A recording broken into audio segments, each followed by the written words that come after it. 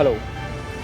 Stock market में निवेशक हमेशा ऐसे स्टॉक की तलाश में रहते हैं जो लॉन्ग टर्म में तगड़ा रिटर्न दे सके। Brokerage house axis securities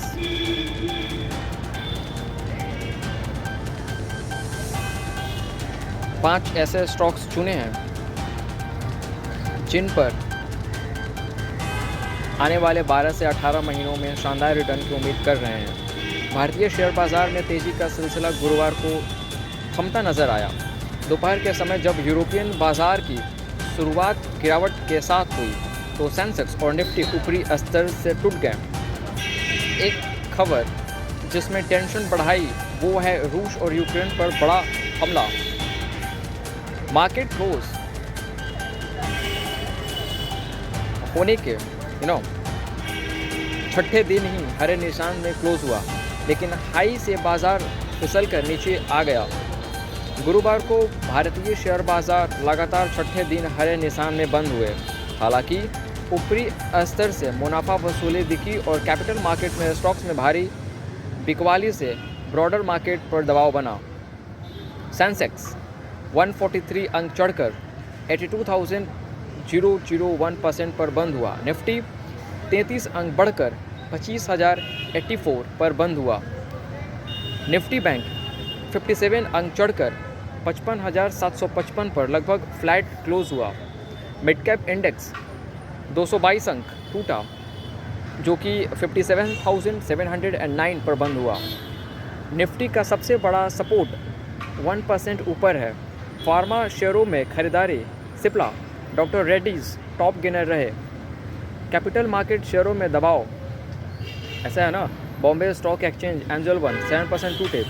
SEBI chairman the derivative tenure बढ़ाने के बयान पर असर।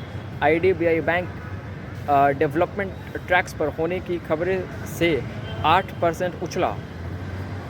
Now stocks like Swiggy, Jubilant food 3% की तेजी। एबी कैपिटल्स, एल&टी फाइनेंस 2-3% चढ़े। पीजी इलेक्ट्रोप्लास्ट एफएनओ बैन में आने के बाद भी 4% ऊपर।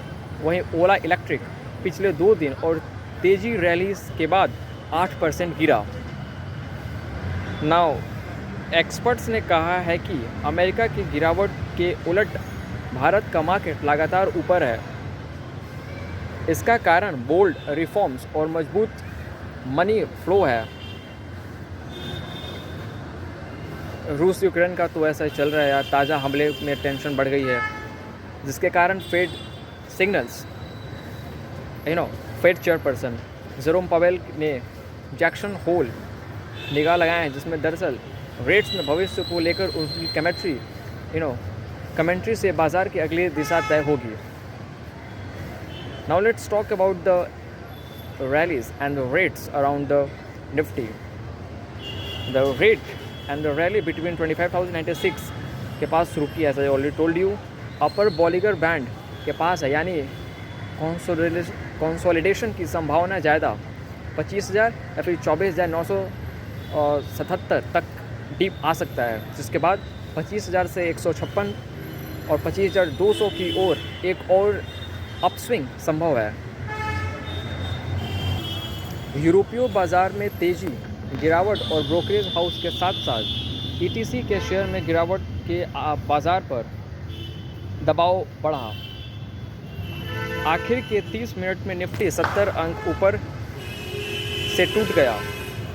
अमेरिकी फेडरल रिजर्व की ओर से आने अगले सप्ताह ब्याज दरों में कटौती की उम्मीद के बीच एशियाई बाजारों में तेजी देखी गई। इसके चलते गुरुवार की शुरुआती कारोबार में बेंचमार्क इक्विटी सेंसेक्स और निफ्टी बढ़त के साथ कारोबार कर रहे थे।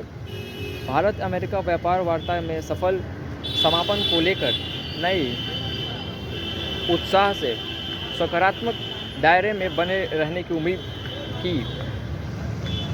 शुरुआती कारोबार में 30 शेयर वाली बॉम्बे स्टॉक एक्सचेंज सेंसेक्स 157 अंक चढ़कर 81,578 पर पहुंच गया। ऐसे ही 50 शेयरों वाला नेशनल स्टॉक एक्सचेंज 34 अंक चढ़कर 25,007 पर आ गया। सेंसेक्स की कंपनियों में इटर्नल, अडानी पोर्ट्स, एनटीपीसी, बजाज फाइनेंस, भारतीय स्टेट बैंक, बजाज फिनसर्व हरे निशान पर देखे गए। हालांकि इन्फोसिस, टेक महिंद्रा, अल्ट्राटेक सीमेंट और कोटक महिंद्रा बैंक्स पिछड़े नजर आए। एक्सचेंज के आंकड़ों के अनुसार बुधवार को एक दिन की राहत के बाद विदेशी निवेशक 115 करोड़ रुपए के शेयर बेच दिए। इसमें से डोमेस्टिक इंस्टीट्यूशनल इन्वेस्टर्स 5,000 करोड़ रुपए के शेयर खरीदे हैं भाई। यूरोप में भी शुरुआती कारोबार में भारी गिरावट दिख रही है। सोमवार और बाजार खुलते ही शेयर बाजार में 16 महीने की न्यूनतम स्तर पर पहुंच गया। जर्मनी का डैक्स इंडेक्स करीब 10% गिरावट आई है, जबकि लंदन का फुट्सी 100 करीब 6% गिरावट के साथ ट्रेड कर रहा है। अमेरिकी प्रेसिडेंट के टैरिफ के बाद मंदी की आशंका ने पूरी दुनिया को हिलाकर रख दिया है। चीन की जवाबी कार्रवाई में बावजूद अपनी योजना से पीछे हटने का कोई संकेत नहीं दिया है। आज भारतीय शेयर बाजार में तेजी देखने की उम्मीद है। सेंसेक्स और निफ्टी दोनों ही हरे निशान में बंद हुए। वैश्विक बाजार में मिले जुले संकेत और आईटी शेयरों में भी तेजी के कारण बाजार में सकारात्मक रुख बना रहा। That's all. I shall see you soon.